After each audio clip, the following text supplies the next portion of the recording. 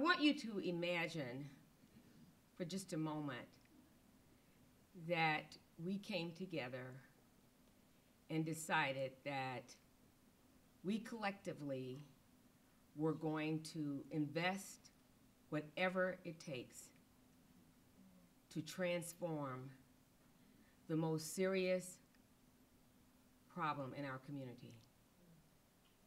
Imagine for a moment that we felt such a sense of urgency to do so, that we didn't just come to this event today, but we left asking ourselves and our agencies and the programs and schools that we work with how they were going to get on board to be part of a circle that would envision our children, educate them well, and prepare them for a better future. And I want you to imagine for just a moment that we understood that individually we can do nothing and only collectively we can succeed, and that diversity is our greatest asset and our greatest strength as a nation. And I want you to imagine that in fact, in this room, there is the capacity to end generational poverty.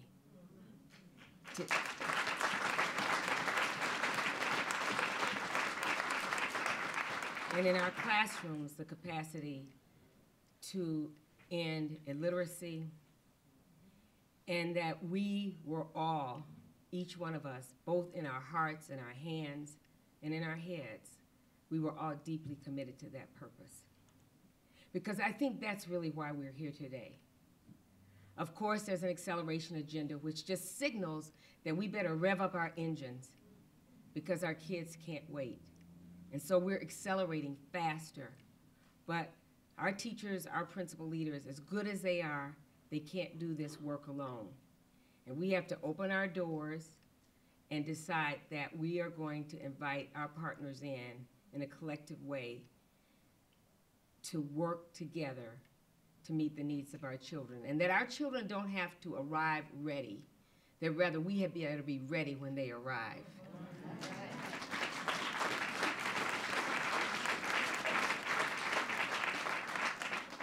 So today, we are thrilled to be able to say that we looked at all of the schools that we felt we really needed to intervene in immediately, urgently. And a lot of those schools were clustered together in a portion of the city that it was hard to imagine that we didn't see them. It was hard to imagine that they weren't like zero right on our front lens. And so we decided that just as in the American Indian tradition, the circle becomes a part of how the community thinks of itself working together, that we ourselves must see our children as having promise and then encircle them. And we know that not every student that lives in the circle goes to school in the circle. And so even as we do this, we have to kind of think about the rays of hope that have to lens out beyond where we are today, so that when those children come back to our neighborhood, or when they leave and come back and they come and go, they get evicted, they come back and come and go, they go to another country, they come back and they go, that no matter where they are, that we have created a network of support that they can always see and feel and know that it exists. This is really an important journey for all of us. And I know for some of you who've been in this community for years and years and years, you say, we've heard this before, we've been down this path before. This is just another, here we go again, write up the document, you know, pass it out, get people together. And you know what? That is exactly what it will be unless you decide with us to make it different. Because it won't be the schools alone that will change what is happening. It will be because the schools, in partnership with you, individual effort multiplied, that will make the difference.